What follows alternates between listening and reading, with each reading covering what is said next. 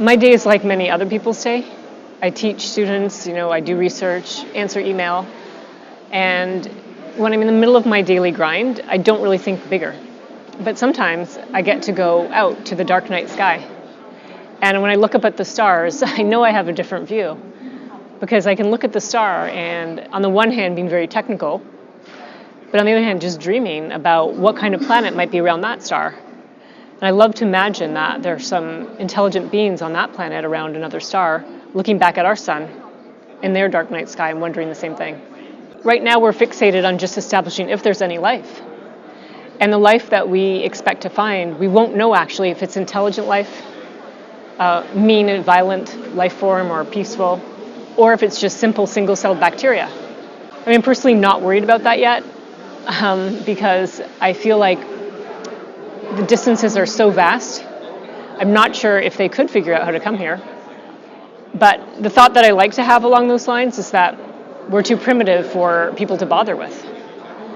I think about it like ants. Imagine that I'm sure that you also have ant infestations, like in your house. You can get ants that come in, and they're pretty smart in some ways, because one ant will wander around and do reconnaissance. It'll figure out, and it finds a piece of food, and then a whole bunch start flooding in. But imagine if you were to have a conversation with those ants. How would you communicate with them? Would you try to have a sophisticated conversation, telling them about, the world around you? I try to explain to my dog, Leo, but you just can't. And so I imagine that any intelligent life out there that could have a way to come here, we're like the ants to them. And they're like, how would they even communicate with us? Why would they even want to? So I like that more peaceful view of alien life. The distances are so vast. The nearest stars are trillions and trillions of miles away. And so that's a dream that we have to someday be able to figure out how to go there.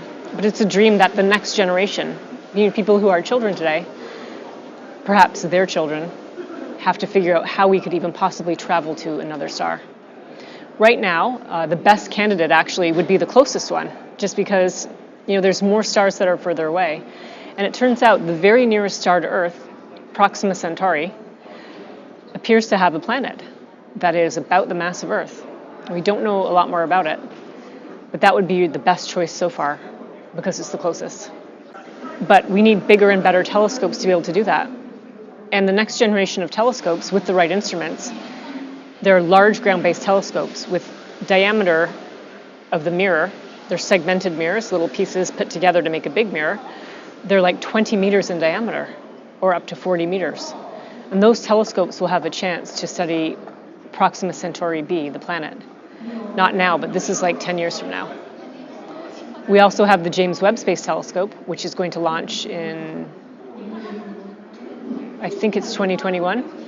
And the James Webb will not be able to study Proxima Centauri, but there's a whole other list of planets it will study, and astronomers all around the world are making their top choices of which ones to study.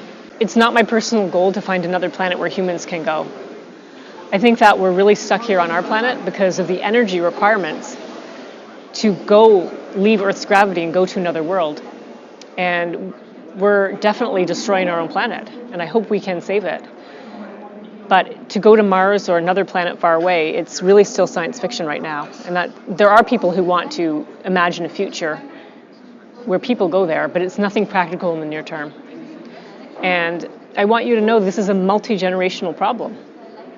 In my dream, in my wildest dreams of success, myself and my team will find some other Earth candidates. They may show signs of life, signs of oxygen or other unusual gases, but it's the next generation.